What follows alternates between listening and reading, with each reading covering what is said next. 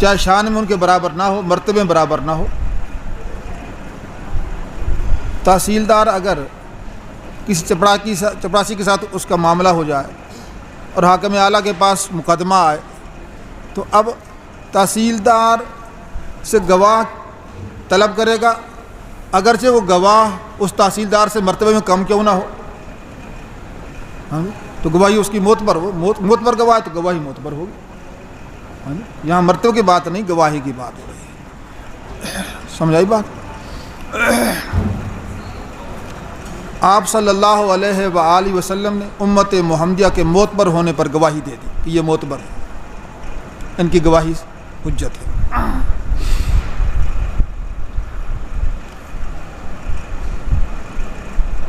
اگر یہ شبہ ہو کہ گواہ تو وہ ہوتا ہے جو موجود ہو، امت محمدیہ تو موجود ہی نہیں اس واقعہ میں، تو ان کے لیے گواہی دینا کیسے درست ہو گیا؟ ہاں جی، تو اس کا جواب یہ ہے کہ اصل میں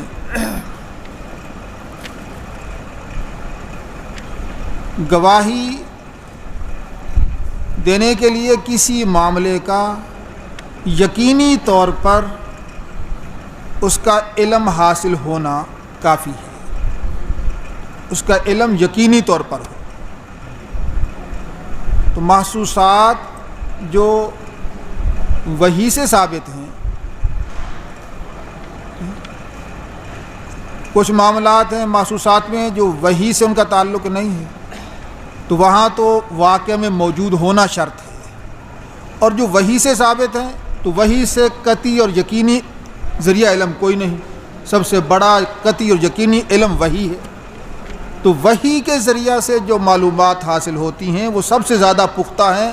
ہاں جی، اس واسطے وہاں موجود نہ بھی ہوں تو امت محمدیہ کو انبیاء کی دعوت دینے کا علم وہ وحی سے ہوا ہے، اس واسطے ان کی گواہی معتبر ہے۔ بات نہیں سمجھ آئی؟ اللہ، اس سے اس بات کا جواب بھی ہو گیا کہ ہمارے بعض بھائی کہا کرتے ہیں نا کہ گواہ تو وہی ہوتا ہے جو حاضر ہو۔ ہاں جی، تو لہذا آپ صلی اللہ علیہ وسلم گواہی دیں گے تو آپ کیا ہیں؟ حاضر ناظر۔ جی، ہم نے آپ کو رسول اللہ کے بجائے شاہدن علیکم، ہاں جی، تو یہ حاضر ناظر ہو۔ شاہدن، ہاں جی، گواہی دی جا سکتی ہے یقینی علم پر، وحی کا علم آپ کو حاصل ہے، ہاں جی، تو وحی کے ذریعے سے آپ کو معلومات ہو رہی ہیں، اس واسطے ہر موقع پہ حاضر ہونا ضروری نہیں ہے۔ سمجھے؟ ہاں جی، توجہ ہے۔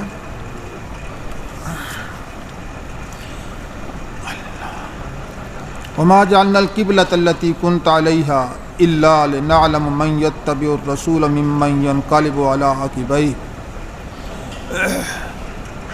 یہ بیت المقدس جس قبلہ پر آپ کچھ عرصہ رہے ہیں، اس کو ہم نے جو قبلہ بنایا ہے کس لیے ہے؟ یہی مصلحت تھی کہ ہمیں معلوم ہو جائے، یہ بات ظاہر ہو جائے کہ کون ہے رسول کی بات مانتا ہے اور کون ہے رسول کی بات سے اعراض کرتا ہے۔ یہ امتحان تھا، ہاں جی، اس امتحان کے لیے یہ قبلہ بنایا گیا ہے۔ بعض قریش کو یہ بات ناگوار تھی کہ بیت المقدس کیوں قبلہ بنا ہے، اور تحویل ہونے پر یہود کو یہ ناگوار ہوا کہ یہ قبلہ کیوں بدلا گیا، بیت اللہ کو مسجد حرام کو قبلہ کیوں بنایا گیا ہے۔ اللہ کا حکم جہاں ہو جائے، فرما بردار اور محبت والے کا کام ہے کہ اس کو مان لے، جی، اس میں اپنی خواہش کا دخل نہ ہو۔ ہاں جی، تو کون ہے فرما بردار اور کون ہے نافرمان، اس کا امتیاز ہے، یہ امتحان کے لیے ہے۔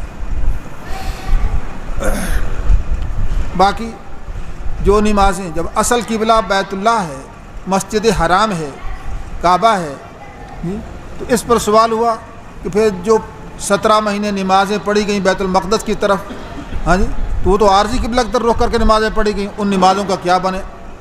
تو وہ کہ وہ حکمتیں اور اصل قبلہ یہ تو اللہ ہی کو علم ہے نا۔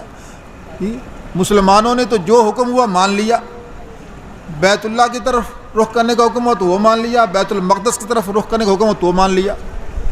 اس واسطے جن لوگوں نے بیت المقدس کی طرف رخ کر کے نمازیں پڑھی ہیں ان کی نمازیں ضائع نہیں، ان پہ پورا ثواب ملے گا۔ انہیں تو حکم مانا ہے، انہیں تو حکم مانا ہے، اس واسطے ان کی نمازیں ضائع نہیں ہیں۔ یہاں ایمان سے مراد نماز ہے۔ وما کان اللہ لیضیع ایمانکم،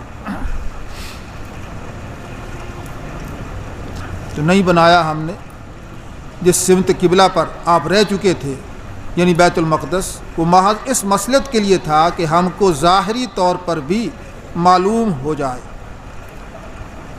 کہ اس کون رسول اللہ کا اتباع اختیار کرتا ہے اور کون پیچھے کو ہٹتا ہے، کون پیچھے کو ہٹتا ہے، کس کے دل میں نفرت اور مخالفت ہے اور کس کے دل میں محبت ہے۔ اس حکمت کی خاطر عارضی قبلہ مقرر کیا تھا، پھر اس کو منسوخ کر دیا، اور یہ منسوخ ہونا، یہ بدلنا، وَإِنْ كَانَتْ لَكَبِيرَةً، یہ قبلہ کا بدلنا منحرف لوگوں پر بڑا ثقیل ہوا، یہ بڑا ثقیل ہوا۔ کیوں بدلا ہے؟ مگر وہ لوگ جن کو اللہ نے ہدایت دی ہے سیدھے راستے کی، جو حکمتیں نہیں پوچھتے، سیدھے راستے کی جن کو اللہ نے ہدایت دی ہے، ان کے لیے کوئی بھاری نہیں۔ وما کان اللہ لیضیع ایمانکم، اور اللہ نہیں ہے کہ تمہاری نمازوں کو ضائع کریں، بے شک اللہ لوگوں پر بڑے مہربان رحم کرنے والے ہیں۔ قد نری تقلب وجہک فی السماء، بے شک ہم آپ کے منہ کا آسمان کی طرف پھرنا دیکھ رہے ہیں۔ آپ صلی اللہ علیہ وسلم کو یہی آرزو تھی کہ قبلہ جو ہے وہ بیت اللہ ہو جائے۔ آپ کی خوشی اس میں کیوں تھی؟ اس واسطے کہ یہ ابراہیم علیہ السلام کا قبلہ تھا، اسماعیل علیہ السلام کا قبلہ تھا، خاندان قریش کا قبلہ تھا۔ مسجد حرام افضل ہے مسجد بیت المقدس سے، تو افضل تھا۔ اس واسطے آپ کی خوشی یہ تھی کہ جیسے یہ امت افضل ہے، اس کا قبلہ بھی افضل ہو۔ ہم آپ کے منہ کا آسمان کی طرف پھرنا دیکھ رہے ہیں۔ فَلْنُوَلِّيَنَّكَ قِبْلَةً تَرْضَاهَا، ہم ضرور پھیر دیں گے آپ کے چہرے کو ایسے قبلہ کی طرف جس کو آپ پسند کرتے ہیں۔ لو اب حکم آ گیا فَوَلِّ وَجْهَكَ شَطْرَ الْمَسْجِدِ الْحَرَامِ، اپنے چہرے کو، اپنے منہ کو مسجد حرام کی طرف پھیر دیجئے۔ وَحَيْثُ مَا كُنْتُمْ فَوَلُّوا وُجُوهَكُمْ شَطْرَهُ، تم جہاں کہیں بھی ہوا کرو اپنے چہروں کو، اپنے منہ کو پھیر دیا کرو مسجد حرام کی طرف۔ شطرہ مسجد حرام کی طرف سمت، قبلہ مسجد حرام عین نہیں ہے بلکہ سمت مسجد حرام، جہت کعبہ جو ہے یہ قبلہ ہے۔ جو لوگ معائن ہیں، جن کو کعبہ نظر آتا ہے، اللہ کا گھر نظر آتا ہے، ان کے لیے عین قبلہ ضروری ہے، عین کی طرف رخ کرنا ضروری ہے۔ اور جو غیر معائن ہیں، جو دور ہیں، جن کو قبلہ نظر نہیں آ رہا، ان کے لیے جہت ہے، ان کے لیے جہت قبلہ ہے۔ مسجد نبوی عین قبلہ کی طرف نہیں ہے، مسجد نبوی وہ جہت میں ہے، وہیں سے عین بھی معلوم ہو سکتا تھا، لیکن عین معلوم کر کے اس کو بالکل عین قبلہ کی طرف درست نہیں کیا گیا۔ معلوم ہو جائے کہ دور والوں کے لیے قبلہ عین مسجد حرام نہیں ہے بلکہ جہت ہے، سمجھے؟ وَإِنَّ الَّذِينَ أُوتُوا الْكِتَابَ لَيَعْلَمُونَ أَنَّهُ الْحَقُّ، بے شک جن کو کتاب دی گئی ہے وہ جانتے ہیں کہ یہ تحویل قبلہ حق ہے ان کے رب کی طرف سے۔ تورات میں یہ بات تھی کہ قبلہ کی تحویل ہوگی، وہ جانتے ہیں۔ ضد ہے، ہٹ دھرمی ہے، مانتے نہیں ہیں۔ وَمَا اللَّهُ بِغَافِلٍ عَمَّا يَعْمَلُونَ، ان کی اس ہٹ دھرمی جو یہ اعمال کرتے ہیں، ہٹ دھرمی والے، اس سے اللہ بے خبر نہیں ہے، ان کو ان کی سزا ملے گی۔ وَإِنْ أَتَيْتَ الَّذِينَ أُوتُوا الْكِتَابَ بِكُلِّ آيَةٍ مَا تَبِعُوا قِبْلَتَكَ، اگر آپ ان اہل کتاب کے پاس تمام دلیلیں لے آئیں تو بھی آپ کے قبلہ کو ماننے والے نہیں ہیں۔ تمام دلائل سے اگر آپ ان کو سمجھائیں، یہ ایسے ہٹ درم اور ضدی ہیں کہ آپ کے قبلہ کو ماننے والے نہیں ہیں، اور نہ ہی آپ ان کے قبلہ کو ماننے والے ہیں۔ اس واسطے کہ جب آپ کو حکم ہو گیا مسجد حرام کی طرف منہ کرنے کا، تو آپ ان کی بات کیوں مانیں گے؟ سمجھ؟ وما بعضهم بتابع قبلۃ بعض، اور نہ یہ ایک دوسرے کی قبلہ کو ماننے والے ہیں۔ یہود نے بیت المقدس کو قبلہ بنایا ہے اور نصارہ نے جہت مشرق۔ ہاں جی، اس واسطے دونوں کا قبلہ بھی ایک نہیں ہے۔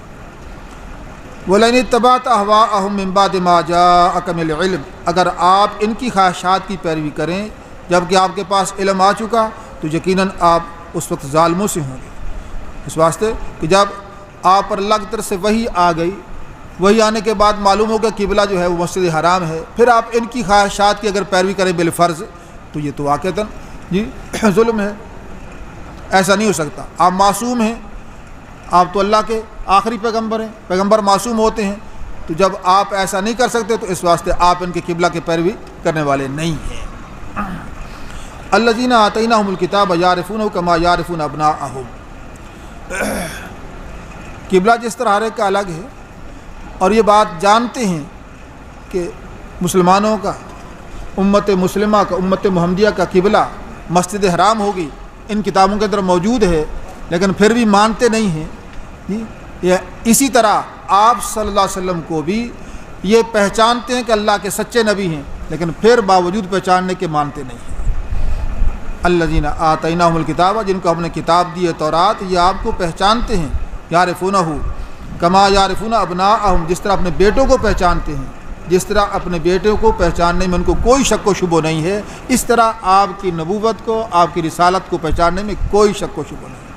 وَإِنَّ فَرِيقًا مِّنْهُمْ لَيَكْتُمُونَ الْحَقَّ وَهُمْ يَعْلَمُونَ، یقیناً ان میں سے ایک جماعت حق کو چھپائے ہوئے ہیں اور وہ جانتے ہیں، جانتے ہوئے حق کو چھپاتے ہیں۔ کتمان حق، حق بات سمجھتے ہیں کہ اللہ کے آخری پیغمبر ہیں، حق بات جانتے ہیں کہ تحویل قبلہ ہونا ہے، ان کا مسجد حرام قبلہ ہے، پھر بھی یہ بتاتے نہیں ہیں، کتمان حق کرتے ہیں، حق کو چھپاتے ہیں۔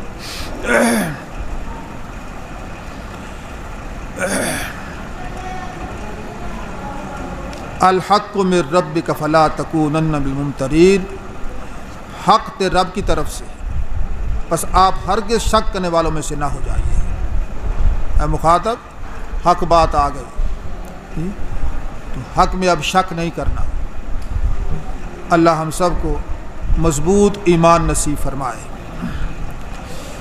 دوسری حکمت، وَلِكُلٍّ وِجْهَةٌ هُوَ مُوَلِّيهَا، ہر ایک کے لیے ایک قبلہ رہا ہے، ہر ایک کے لیے ایک قبلہ رہا ہے، ہوا مولیہا، جو اس کی طرف رخ کرنے والا ہے۔ بس فاستبقوا الخیرات، تم نیکی کو طرف دوڑو۔ اینما تکونوا یأتی بکم اللہ جمیعا، تم جہاں بھی ہوگے اللہ تم سب کو لے آئیں گے، بے شک اللہ ہر شے پہ قادر ہیں۔ ومن حیث خرجت فلیوجہک شطر المسجد الحرام، آپ جہاں بھی ہوں اپنے منہ کو مسجد حرام کی طرف پھیر لیجیے، بے شک یہ تیرے رب کی طرف سے حق ہے اور اللہ تمہارے اعمال سے بے خبر نہیں ہے۔ آپ جہاں سے بھی نکلیں اپنے چہرہ کو مسجد حرام کی طرف پھیریں، اور جہاں بھی تم ہو اپنے چہروں کو مسجد حرام کی طرف پھیر لیا کرو۔ لِأَلَّا يَكُونَ لِلنَّاسِ عَلَيْكُمْ حُجَّةٌ، تیسری حکمت، تاکہ لوگوں کے لیے تمہارے اوپر کوئی الزام نہ رہے مگر ان میں سے جو ہٹ دھرم ہیں۔ فَلَا تَخْشَوْهُمْ وَاخْشَوْنِي، تو تم بھی ان سے نہ ڈرو، مجھ سے ڈرتے رہو۔ چوتھی حکمت، وَلِأُتِمَّ نِعْمَتِي عَلَيْكُمْ لَعَلَّكُمْ تَهْتَدُونَ، تاکہ میں اپنی نعمت تم پر پوری کروں اور تاکہ تم ہدایت یافتہ ہو جاؤ۔ پانچویں حکمت ہے، یہ حکمتیں ارشاد فرمائی ہیں۔ پہلا جواب حاکمانہ تھا، پھر اہل ایمان کے لیے حکمتیں بھی ارشاد فرما دی ہیں۔ 5 حکمتیں ارشاد فرمائی ہیں۔ ایک تو یہ کہ آپ کو قبلہ پسند ہے، پسندیدہ ہے، اور دوسرا یہ کہ ہر ایک کا کوئی نہ کوئی قبلہ رہا ہے، تو اس امت مسلمہ مستقل امت ہے، اس کا بھی قبلہ الگ ہے۔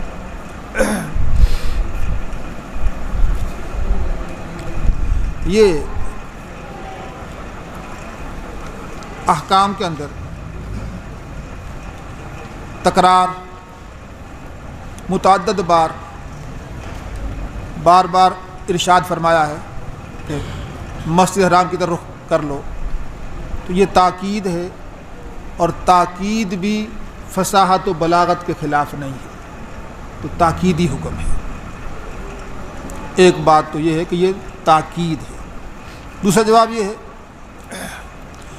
کہ حضر اور سفر کے لیے، پہلی بار حضر کے لیے ارشاد فرمایا، پھر سفر کے لیے ارشاد فرمایا۔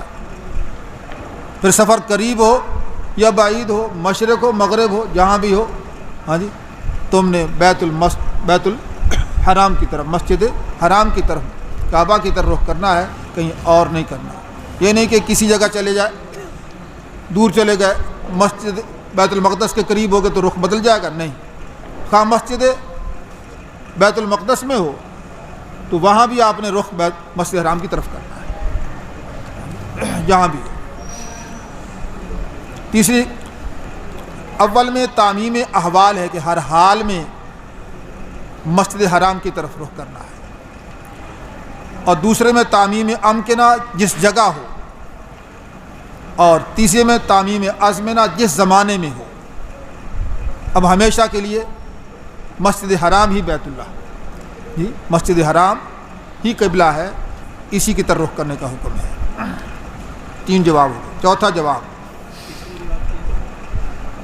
کہ پہلے جگہ جو فرمایا ہے اس میں تعمیم احوال ہے، اور دوسرے میں تعمیم امکنہ ہے، اور تیسرے میں تعمیم ازمنہ ہے۔ چوتھا جواب، پہلی جگہ پہلے حکم جو ہے ساکنین حرم کے لیے ہے، دوبارہ ساکنین جزیرہ عرب کے لیے ہے، ساکنین جزیرہ عرب کے لیے ہے، اور تیسری دفعہ تمام روئے زمین کے باشندوں کے لیے، تمام روئے زمین کے باشندوں کے لیے، سب کے لیے حکم ہے۔ تو یہ ہے تکرار کی حکمت۔ لِأَلَّا يَكُنَ لِلنَّاسِ عَلَيْكُمْ حُجَّةٌ، یہ تیسری حکمت بیان کی ہے۔ تحویل قبلہ اس لیے ہوا تاکہ تم پر کوئی الزام نہ رہے، ہاں جی، ایسا نہ ہو کہ ہماری کتاب میں تو ان کا قبلہ لکھا ہے کہ مسجد حرام ہوگی اور اب یہ رخ کرتے ہیں مسجد بیت المقدس کی طرف، ہاں جی، اس واسطے جب ان کی اس کتاب کے مطابق تحویل قبلہ ہو گئی تو اب یہ الزام نہیں دے سکتے، اب یہ الزام نہیں دے سکتے۔ ہاں جو ہٹ دھرم ہے، ضدی ہیں، وہ تو کہیں کہ کیوں قبلہ بدلا ہے ان کا بیت المقدس، ہاں جی، ان کی بات نہیں ہو رہی، ان سے ڈرنے کی کوئی ضرورت نہیں ہے، بس اللہ کا خوف کافی ہے۔ چوتھی حکمت، جی وَلِأُتِمَّ نِعْمَتِي عَلَيْكُمْ، تاکہ میں تم پر اپنی نعمت پوری کروں، ہاں جی، تمام نعمت، کہ جس طرح تم کو افضل بنایا ہے، تم امت وسط ہو، تمام امتوں سے افضل امت ہو، تو تمہارا قبلہ بھی تمام قبلوں سے افضل مسجد حرام ہے۔ وَلِأُتِمَّ نِعْمَتِي وَلَعَلَّكُمْ تَهْتَدُونَ، پانچویں حکمت، افضل جہاد کے استقبال سے تمہیں ہدایت کاملہ ملے گی۔ افضل جہاد مسجد حرام ہے، یہ تمہارا قبلہ ہو گئی تو اس سے تمہیں ہدایت کاملہ ملے گی، لعلکم تہتدون، تاکہ تم کامل ہدایت پاؤ۔ یہ حکمت ارشاد فرمائی ہے۔ کما ارسلنا فیکم رسولا منکم یتلو علیکم آیاتنا ویزکیکم ویعلمکم الکتاب والحکمہ ویعلمکم ما لم تکونوا تعلمون، جس طرح تم کو ہم نے جی نعمت تام کر کے افضل قبلہ دیا ہے، جی یہ ایسے جیسے تمہارے اندر رسول تم سے افضل، جو سب سے رسولوں سے افضل تھے وہ بھیجے ہیں۔ کما ارسلنا فیکم رسولا، جس طرح کہ بھیجا تمہارے اندر ہم نے ایسا رسول جو تم میں سے ہے، تلاوت کرتا تم ہماری آیات اور تمہیں پاک کرتا ہے اور تمہیں کتاب و حکمت کی تعلیم دیتا ہے اور تمہیں سکھاتا ہے ما لم تکونوا تعلمون، وہ احکام جو تم جانتے نہیں تھے۔ یہاں تک ابتدائے پارہ الف لام میم سے لے کر اس آیت تک اہل کتاب سے مناظرہ تھا۔ یہاں سے اب اخیر صورت تک ترقی کے 5 مرتبوں کی تشریح ہے، ترقی کے 5 مرتبوں کی تشریح ہے اور ان کے اسباب بیان کیے گئے ہیں۔ جب کوئی قوم ترقی کرنا چاہتی ہے، بام عروج پہ چڑھنا چاہتی ہے، تو اسے زندگی کے 5 مرحلے طے کرنا پڑتے ہیں، اسے زندگی کے 5 مرحلے طے کرنا پڑتے ہیں۔ پہلا مرتبہ تہذیب اخلاق، پہلا مرتبہ تہذیب اخلاق، دوسرا مرتبہ تدبیر منزل، تدبیر منزل، تیسرا سیاست مدنیہ، ملک گیری کا، ملک حاصل کرنے کا۔ نمبر 4 سیاست مدنیہ، ملک داری کا، ملک کو باقی کیسے رکھنا ہے، نظام چلانا کیسے ہے۔ نمبر 5 خلافت کبریٰ، یعنی دنیا بھر میں اس منصب کے حاملوں جیسا کوئی اور بادشاہ نہ ہو، دنیا بھر میں اس منصب کے حاملوں جیسا کوئی اور بادشاہ نہ ہو۔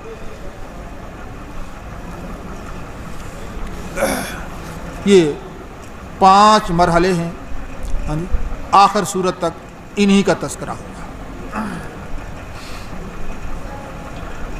فاذکرونی اذکرکم سے تہذیب اخلاق کا باب شروع ہوتا ہے۔ تہذیب اخلاق میں 5 مسئلے ہیں: ذکر، شکر، صبر، دعا، تعظیم شعائر اللہ۔ ذکر، شکر، صبر، دعا، تعظیم شعائر اللہ۔ اللہ کے ذکر سے دلوں کی اصلاح ہوتی ہے۔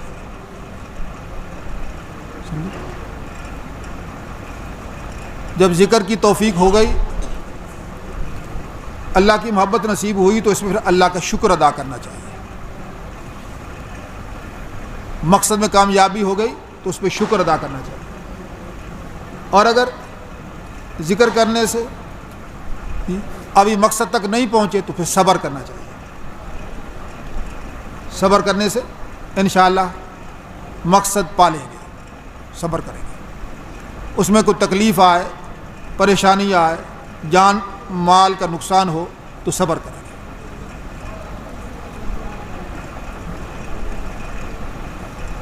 اللہ کے دروازے پر دعا کے ہاتھ پھیلاتے رہیں گے، مانگتے رہیں گے، انشاءاللہ اللہ کامیاب کر دیں گے۔ اللہ کا جو حکم آئے اس کو دل و جان سے مانیں گے، اس میں علتیں تلاش نہیں کریں گے، اس میں حکمتیں تلاش نہیں کریں گے۔ تعظیم شعائر اللہ، اللہ جو حکم دے گے، اللہ کے حکم کی دل میں عظمت ہوگی، اس ہر حکم کو پورا کریں گے۔ تعظیم شعائر اللہ۔ جس شخص کے اندر یہ 5 صفتیں پیدا ہو جائیں، ذکر، شکر، صبر، دعا، تعظیم شعائر اللہ، وہ کامل انسان ہو گیا، وہ فرد کامل ہو گیا۔ پھر اب اس سے آگے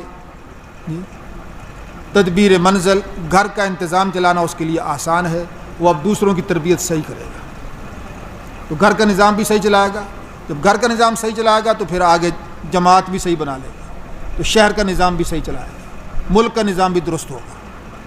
جب ملک کا نظام صحیح ہوگا تو پھر انشاءاللہ ایسے افراد پیدا ہوں گے کہ خلافت کبریٰ، ایسی بادشاہت کہ ان کے مقابلے میں ان جیسا کوئی اور نہیں ہوگا۔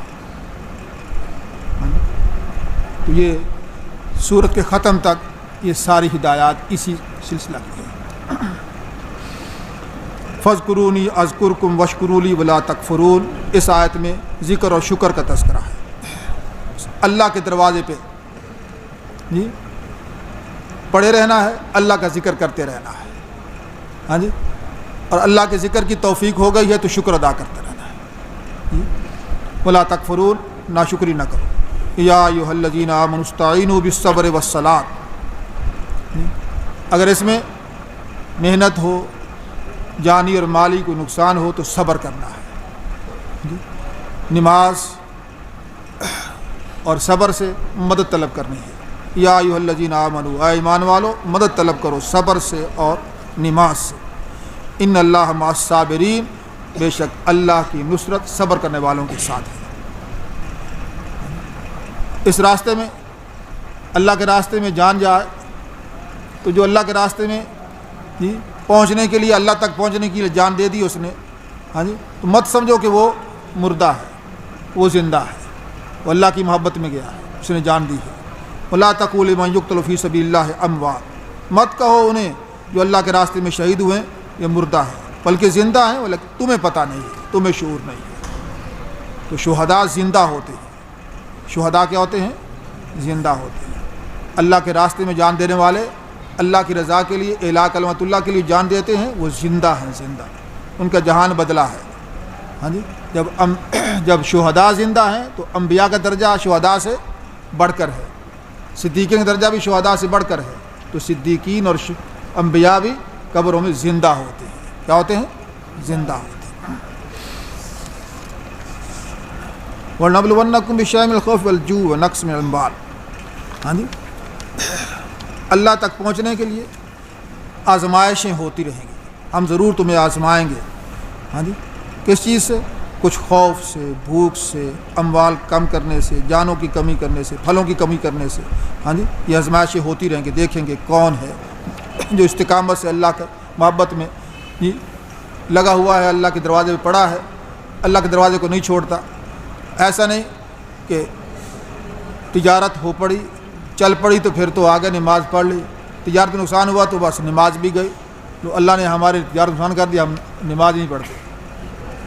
ایسے لوگ بات کہہ دیتے ہیں، ناشکری کے کلمات، اللہ معاف فرمائے۔ دیکھتا ہے اللہ تعالیٰ، میرا بندہ میرے لیے کرتا ہے کہ اپنے مفاد کے لیے کرتا ہے، سمجھے؟ تو امتحان ہوگا، آزمائشیں آئیں گی۔ وبشر الصابرین، جو اس طرح لگے رہتے ہیں، ڈٹے رہتے ہیں، صبر کرتے ہیں، جمے رہتے ہیں، ہاں جی، ان کو بشارت دیجیے۔ الذین اذا اصابتہم مصیبہ قالوا انا للہ و انا الیہ راجعون، جب انہیں کوئی مصیبت پہنچتی ہے تو کہتے ہیں بے شک ہم سب اللہ کی ملکیت میں ہیں اور بے شک ہم اسی کی طرف لوٹ کے جائیں گے۔ ہمارے مالک اللہ ہے، ہاں جی، جو نعمت دی تھی وہ اللہ نے دی تھی، اگر وہ نعمت ہم سے لی ہے تو اللہ نے لی ہے، اللہ ہی مالک ہے، ہمارا تو کچھ نہیں ہے، ہمارا تو کچھ نہیں ہے، اسی کا دیا ہوا ہے۔ اس واسطے یہ نعمت اللہ نے لے لی ہے، ہاں جی، مال لیا ہے، جان لی ہے، بچہ لیا ہے، کچھ لیا ہے، ہاں جی، ہم نے بھی اسی کے پاس جانا ہے۔ ہم نے کہا یہاں کب تک رہنا، کون رہا ہے، کس نے رہنا ہے، سب نے اس پہ جانا ہے۔ انا للہ و انا الیہ راجعون، ہم سب اللہ کی ملکیت ہیں اور ہم سب نے اللہ کے پاس جانا ہے۔ اس واسطے کسی پریشانی کے آنے پر، کسی مصیبت کے آنے پر اس کلمہ کو پڑھنا سنت ہے، انا للہ و انا الیہ راجعون۔ صرف فوتیدگی پر نہیں کہ فوتیدگی پر تو پڑھ لیں، اس کے علاوہ اور نقصان پر نہ پڑے، نہیں، ہر پریشانی پر پڑھنا چاہیے۔ جو مصیبت پر اس بات کا اقرار کرتے ہیں کہ ہم اللہ کی ملکیت ہیں، فرمایا کہ یہ لوگ ہیں علیہم صلوات من ربہم، ہاں جی، یہی وہ لوگ ہیں کہ ان پر عنایات ہیں ان کے رب کی طرف سے۔ صلوات کا معنی شیخ کیا؟ عنایات۔ حضرت کرتے ہیں خاص رحمتیں ہیں ان کے رب کی طرف سے۔ حضرت کاندلی کا معنی کیا؟ شاباشیں ہیں ان کے رب کی طرف سے۔ حضرت تھانوی کرتے ہیں عام رحمت ہیں ان کے رب کی طرف سے، وہ رحمہ، عام رحمت، اولئک المہتدون، یہی ہیں ہدایت یافتہ۔ حضرت کاندلی کہتے ہیں کہ مہربانی ہے، رحمت کا معنی مہربانی کی حضرت کاندلی نے۔ ان الصفا والمروہ من شعائر اللہ، یقیناً صفا اور مروہ اللہ کے شعائر میں سے ہے، من جملہ یادگار خداوندی ہے۔ فمن حج البیت او اعتمر فلا جناح علیہ ان یطوف بہما، مناسک حج کا ذکر ہو رہا ہے، جو بیت اللہ کا حج کرے یا عمرہ کرے تو اس پہ کوئی حرج نہیں ہے کہ صفا اور مروہ کا طواف کرے، ان کے چکر لگائے، کوئی حرج نہیں، فلا جناح علیہ۔ احناف کے ہاں صفا اور مروہ کا چکر لگانا، سعی کرنا واجب ہے۔ امام شافعی رحمہ اللہ اور امام مالک رحمہ اللہ کے ہاں فرض ہے، امام احمد کے ہاں مستحب ہے۔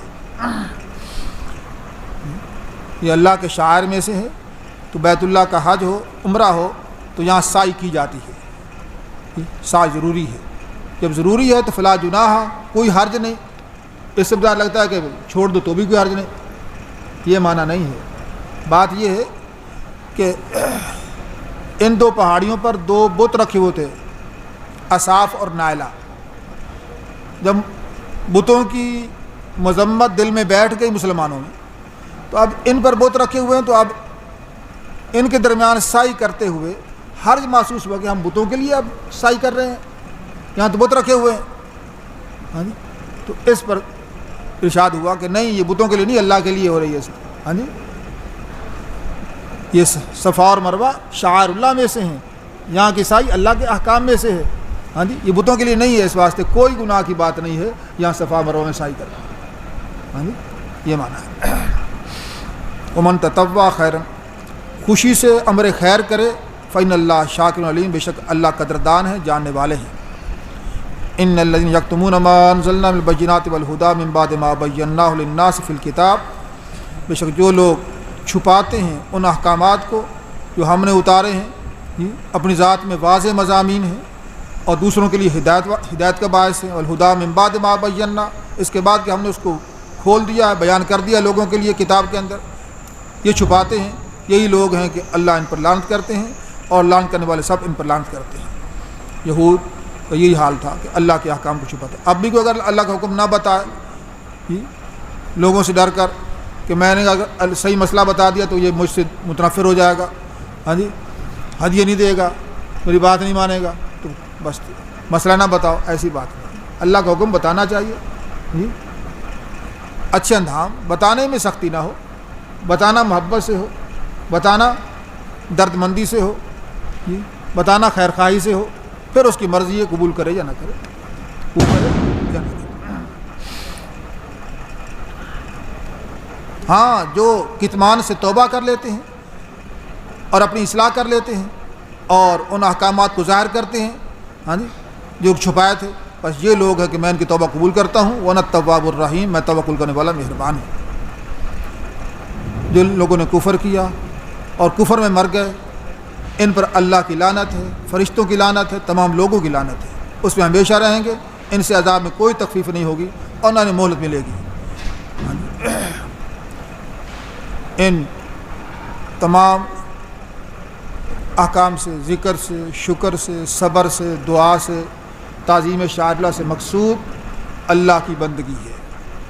خلاصہ اور نتیجہ نکالا ہے، وَإِلَٰهُكُمْ إِلَٰهٌ وَاحِدٌ، ہاں جی، تمہارا معبود ایک ہی معبود ہے، اسی کو راضی کرنا ہے، اسی کے دروازے پڑے رہو، لا الہ الا هو الرحمن الرحیم، اس کے علاوہ کوئی معبود نہیں، وہ بڑے ہی مہربان نہایت رحم والے ہیں۔ سبحانک اللہم و بحمدک، اشہد ان لا الہ الا انت، استغفرک و اتوب الیک۔